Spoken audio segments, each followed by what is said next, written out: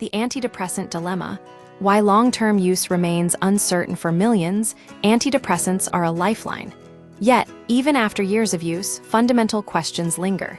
Do you still need them? What happens if you stop? And why does this decision often feel so murky?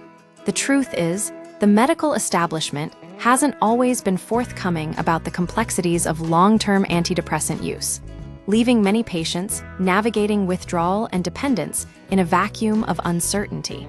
The trade-offs of modern medicine. We live in an era where we have increasing control over our moods and emotional states. But that control isn't perfect.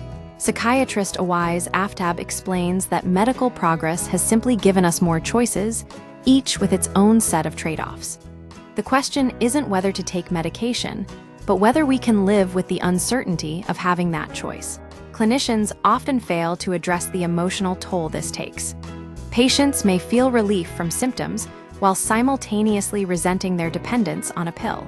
Some credit the drug with saving their life, but still wonder who they'd be without it.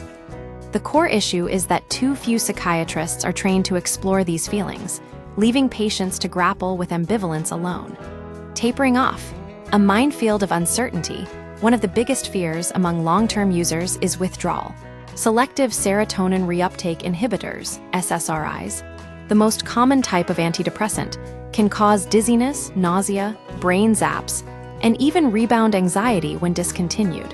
While severe withdrawal is less common, it's a real possibility. The problem? There's no consensus on the best way to taper off, and many patients struggle to access the right dosages for gradual reduction. Dependence versus addiction. The misunderstood line: is long-term use a form of addiction? Experts say no. Antidepressants don't produce the compulsive craving seen in substance abuse.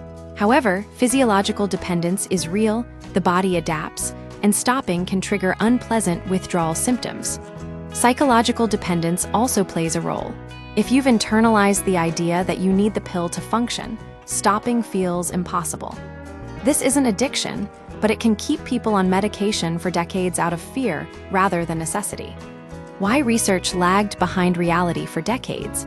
Psychiatric research has prioritized drug development over studying the real-world effects of long-term use.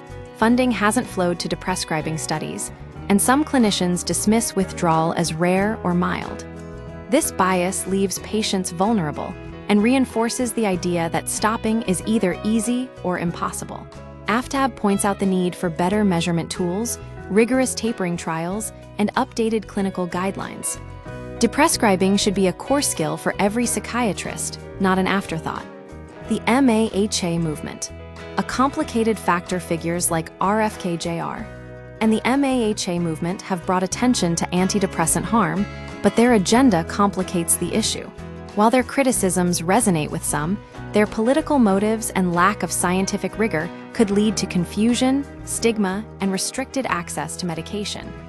The goal should be informed dialogue, not polarization. Ultimately, the antidepressant dilemma is a reflection of modern medicine's trade-offs. There are no easy answers, and patients deserve honest, nuanced conversations about the risks and benefits.